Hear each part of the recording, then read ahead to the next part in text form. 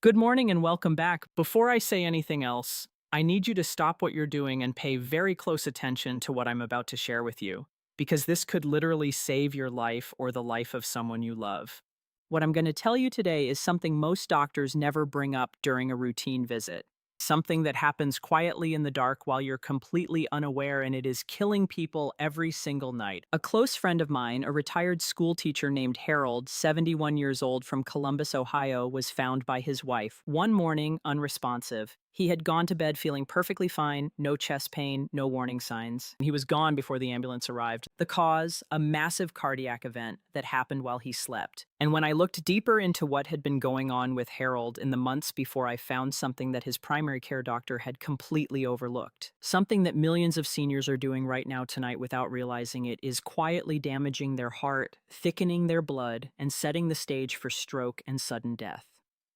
A landmark study published by the European Heart Journal followed over 84,000 adults between the ages of 60 and 80. Over a period of 9 years, the researchers found that individuals who engaged in a specific set of nighttime habits had a 67% higher risk of cardiovascular-related death during sleep compared to those who had made simple, targeted changes to their evening routine. 67%. That is not a small number. That is the difference between waking up tomorrow and not waking up at all. Now, I know some of you might be thinking, oh, doctor, I feel fine. I sleep fine. This doesn't apply to me. And that is exactly the kind of thinking that costs people their lives, because the most dangerous conditions never announce themselves. They build silently over months and years, like rust forming on the inside of a pipe, invisible until the pipe bursts. Today, I am going to walk you through 6 things that seniors need to stop doing before bed. These are ranked from number 6 down to number 1, and the closer we get to number 1, the more critical it becomes. I will tell you right now that number 2 on this list shocked even me when I first reviewed the research, and most of you have absolutely no idea you are doing it. So stay with me all the way to the end, because missing even one of these could cost you everything. But before we dive in, I want to ask you something personally. Leave a comment below telling me how old you are and whether you've ever woken up in the middle of the night with your heart pounding or feeling short of breath. I read every single comment on this channel, and your answers genuinely help me create content that serves you better. Now, let's get into it. Coming in at number 6, and this one might surprise you because it seems so harmless, is eating a large meal within 2 hours of going to bed. I know this is something that millions of people do every single night. A late dinner, a big snack, maybe some leftovers before turning in. It feels comforting, but here is what is actually happening inside your body when you do this, and it is not pretty. When you eat a large meal, your digestive system demands an enormous surge of blood flow. To process that food, your heart has to work significantly harder to pump blood to your stomach and intestines. For a 30-year-old, this is manageable. Researchers at the University of Sao Paulo published findings showing that in adults over 65 postprandial, that means after eating, cardiac stress increases blood pressure by an average of 22 points and elevates heart rate substantially for up to 3 hours. Now imagine that happening while you are horizontal in a sleep with your body already in its most vulnerable state. There is also the issue of acid reflux and what is called vagal stimulation. When stomach acid travels upward, which happens far more easily when you are lying down with a full stomach, it can actually trigger irregular heart rhythms in susceptible individuals after the age of 70. Your lower esophageal sphincter, which is essentially the valve at the bottom of your throat that keeps acid down, weakens considerably, making this problem dramatically worse. The fix here is beautifully simple. Finish your last full meal at least 3 hours before bed. If you are genuinely hungry in the evening, a small, easily digestible snack, something like a few walnuts or half a banana, is perfectly fine. Pair this habit change with a short 10-minute walk after dinner. Research from the University of Limerick found that just a 10-minute post-meal walk reduces blood glucose spikes by 28% and takes significant pressure off your cardiovascular system during the critical nighttime hours. This one, change alone if you make it tonight, begins protecting your heart immediately. Now let's move to number 5, and this is one that your doctor has almost certainly never mentioned. It is something nearly 60% of seniors over 70 do every single evening without a second thought. I am talking about taking your blood pressure medication in the morning when you actually should be taking it at night. A groundbreaking study published in the European Heart Journal, and I'll put the full reference in the description below, followed over 19,000 patients over 6 years. The researchers discovered that people who took their antihypertensive medication at bedtime time rather than in the morning had a 45% lower risk of heart attack, a 49% lower risk of heart failure, and a stunning 66% lower risk of stroke. The reason comes down to something called nocturnal hypertension, a phenomenon where blood pressure spikes dangerously high during the early morning hours, typically between 3 and 6 o'clock a.m.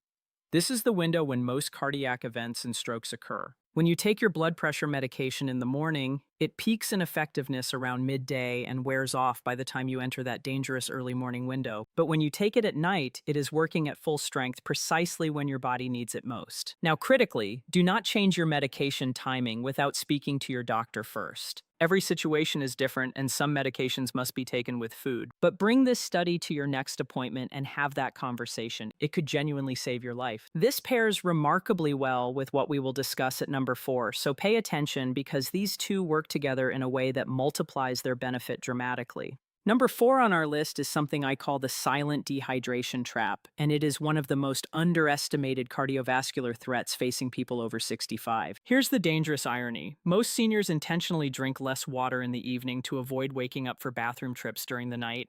That instinct makes complete sense on the surface, but what it is doing to your blood while you sleep is genuinely terrifying. As we age, our kidneys become less efficient at concentrating urine. The body's thirst mechanism, controlled by a part of the brain called the hypothalamus, becomes blunted. After about age 60, research from the University of Connecticut's Human Performance Laboratory found that older adults can be significantly dehydrated without ever feeling thirsty. Now, here is where it connects directly to your heart and brain. When you are dehydrated during sleep, your blood becomes thicker and more viscous. Think of the difference between water flowing through a pipe versus honey. That thick, sticky blood has to be pumped by your heart with far greater effort. It also forms clots far more easily, which is exactly how strokes happen. A study published in the American Journal of Epidemiology found that adults over 65 who were mildly dehydrated at bedtime had blood viscosity levels comparable to those seen right before a thrombotic stroke. And the solution is not to chug water right before bed. That will just have you in the bathroom all night. Instead, drink a full glass of water with electrolytes, particularly potassium and magnesium, about 2 hours before sleep. Foods naturally rich in potassium, like a small sweet potato or a few dried apricots in the late afternoon, help maintain that hydration through the night without flooding your bladder. The magnesium specifically has the added benefit of relaxing arterial walls and actually lowering blood pressure during sleep. These two nutrients together are like giving your cardiovascular system a gentle protective cushion for the night ahead. Now, I want to take a quick moment here to ask you if this channel has been helpful to you.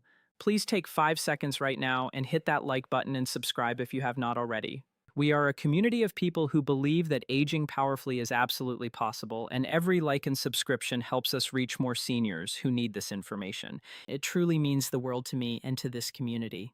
All right. Let's keep going because we are getting into the most critical territory now. Number 3 is one that breaks my heart because I see it every single week, and I saw it firsthand with a patient of mine named Dorothy, 78 years old, from Tucson, Arizona. Dorothy came to me after her second minor stroke in 18 months. She was on all the right medications, she exercised, she ate reasonably well. But when I asked her about her evenings, she described something I immediately recognized as a serious problem. Every night without fail, Dorothy spent 2 to 3 hours lying in bed, scrolling through her tablet, news, social media, family videos with the screen just inches from her face.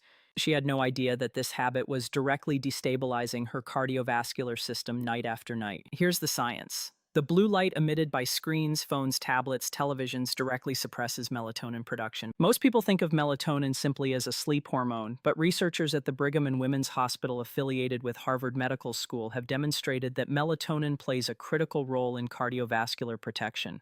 It acts as a potent antioxidant that protects the lining of blood vessels called the endothelium from the kind of oxidative damage that leads to plaque buildup, arterial stiffening, and ultimately heart attack and stroke. When melatonin is suppressed by nighttime screen use, this protective shield is essentially lowered in adults over 70, whose melatonin production is already reduced by 75% compared to younger adults. This suppression is particularly devastating. A study from the Journal of the American College of Cardiology found that chronic nighttime light exposure was associated with a 43% increase in major adverse cardiac events in older adults. Dorothy followed my advice. She instituted a strict no-screen policy after 8 p.m. within 6 weeks. She told me she was sleeping more deeply than she had in years. Within 4 months, her inflammatory markers, specifically a substance called C-reactive protein, which measures inflammation in the cardiovascular system, had dropped by over 30%. She has not had a cardiac event since. Stop the screens 2 hours before bed. It is one of the most powerful cardiovascular decisions you can make. Number 2, and I promised you this one would surprise you, is sleeping on your back. Now, before you close this video and tell me I've lost my mind, please hear me out because the research behind this is absolutely undeniable. When you sleep flat on your back, gravity causes the tongue and soft tissues of the throat to fall backward, partially or fully blocking the airway. This is the primary mechanism behind obstructive sleep apnea, a condition affecting an estimated 50% of adults over 65, the majority of whom have never been diagnosed. During these apnea episodes, your brain sounds an emergency alarm, flooding your body with stress hormones, particularly cortisol and adrenaline. Your blood pressure can spike to dangerously high levels, dozens, sometimes hundreds of times per night, each time lasting only seconds, brief enough that you never fully wake up long enough to cause serious damage. The American Heart Association has now formally recognized untreated sleep apnea as a major independent risk factor for hypertension, atrial fibrillation, heart attack, and stroke. A study published in the journal Circulation found that adults with moderate to severe sleep apnea had a 58% higher risk of fatal cardiac arrhythmia during sleep. This is how healthy-seeming people die quietly in the night. If you share a bed, ask your partner whether you snore or seem to stop breathing momentarily during sleep. If you sleep alone, record yourself with your phone's voice memo app for one night. The signs are often unmistakable. Sleeping on your side, particularly your left side, which reduces pressure on the heart, is dramatically protective. A simple body pillow behind your back can prevent you from rolling over. For those with confirmed sleep apnea, a CPAP device is genuinely life-saving. Do not let stubbornness or discomfort keep you from using it. And now we have arrived at number 1. The single most dangerous bedtime habit for seniors, the one that ties all of the others together and multiplies every cardiovascular risk I have described today.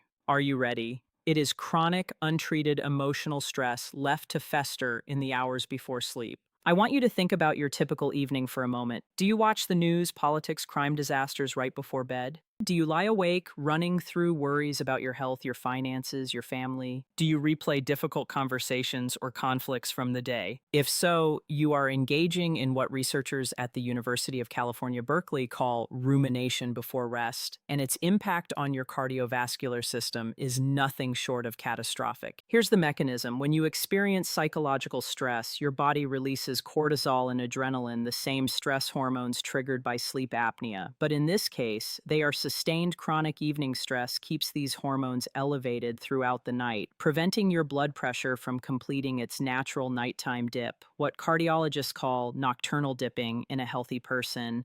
Blood pressure drops 10 to 20% during sleep, giving the heart and blood vessels critical recovery time. In individuals experiencing chronic stress, this dip never fully happens. A 20-year study conducted jointly by the American Heart Association and researchers at Johns Hopkins University found that adults who reported chronic nighttime worry and high evening stress levels had a 72% higher lifetime risk of fatal cardiovascular events compared to their peers with lower evening stress.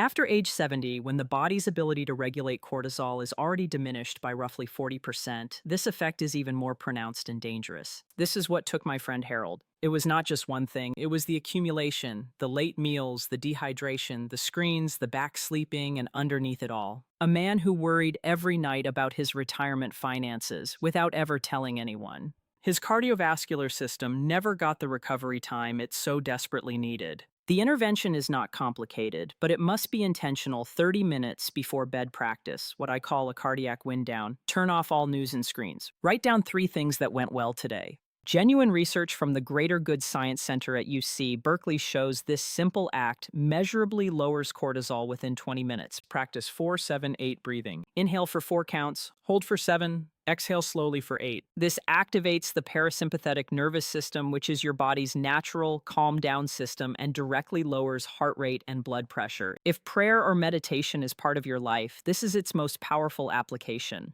Not as a spiritual formality, but as genuine physiological medicine for your heart. Pair this with magnesium glycinate, $200 to $400 million joint taken 30 minutes before bed. This form of magnesium, unlike others, crosses the blood-brain barrier and directly calms the nervous system while simultaneously relaxing blood vessel walls. Studies from the National Institutes of Health have found it reduces nighttime cortisol and improves sleep quality in adults over 65 by up to 39%. Think of it as a gentle hand on your heart's shoulder, telling it that it is safe to rest tonight.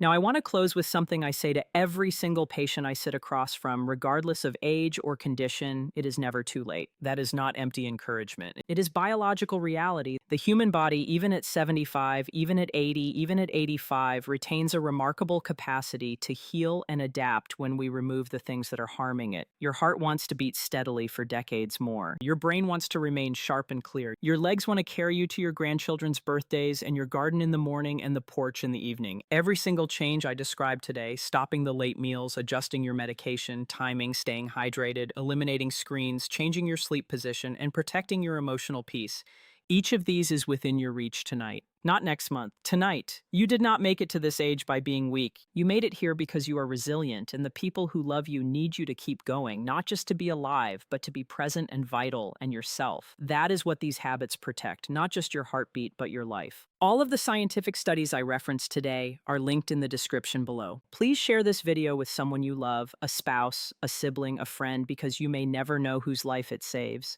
If you are not subscribed to this channel yet, please do that right now by clicking the button below. We release new content every week dedicated entirely to helping you live longer, stronger, and with the independence you deserve. And before you go, leave me a comment right now. Tell me which of these 6 habits were you most surprised by? And are you going to make any changes tonight? I read every single comment and I look forward to hearing from you. Take good care of yourselves. I will see you in the next one.